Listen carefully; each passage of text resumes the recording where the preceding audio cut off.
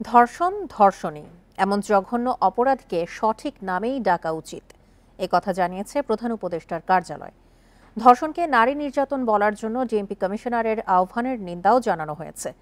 এদিকে ধর্ষণ নিয়ে মন্তব্যের মাধ্যমে ডিএমপি কমিশনার কার্যত ধর্ষকের পক্ষে অবস্থান নিয়েছেন বলে মনে করে টিআইবি।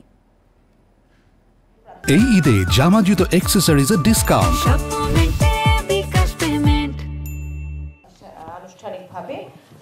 শনিবার গণপরিবহনে নারীদের নিরাপত্তা নিশ্চিতে হেল্প অ্যাপের উদ্বোধনী অনুষ্ঠানে গণমাধ্যমে ধর্ষণ শব্দ ব্যবহার না করার অনুরোধ জানান ডিএমপি কমিশনার শেখ মোহাম্মদ সাজ্জাদ আলী।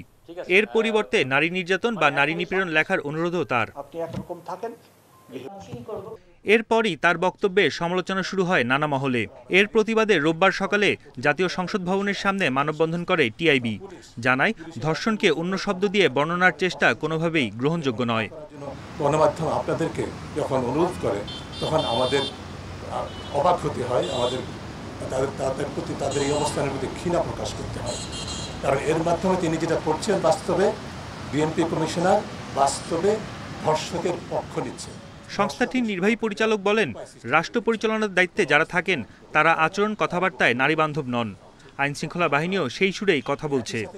অভ্যন্তরে যারা আছেন, যারা দায়িত্বশীল অবস্থানে আছেন, তারা এই ধরনের কথাবার্তা যদি বলতে থাকেন এবং সেটাই যদি তারা প্রত্যাশা করেন এবং গণমাধ্যম যদি সেই কথাটা মেনে নেয়, তাহলে আমরা বলবো যে আসলে সত্যিকার অর্থে তারা রাষ্ট্রকে ভিন্ন পথে, ভুল পথে ধাবিত করছেন।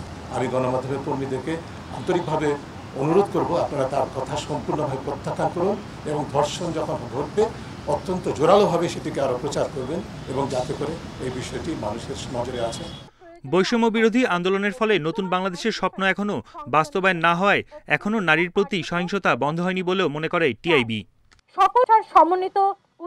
এদিকে ডিএমপি কমিশনারের বক্তব্যে নিন্দা জানিয়ে প্রধান উপদেষ্টার কার্যালয় বলছে, ধর্ষণ, ধর্ষণী তা ৮ বছর বা ৮০ বছর বয়সী যে কারোর সাথেই হোক না কেন, অন্তর্বর্তী সরকার কোনো নাগরিকের বিরুদ্ধেই সহিংসতা সহ্য করবে না বলেও জানানো হয়েছে।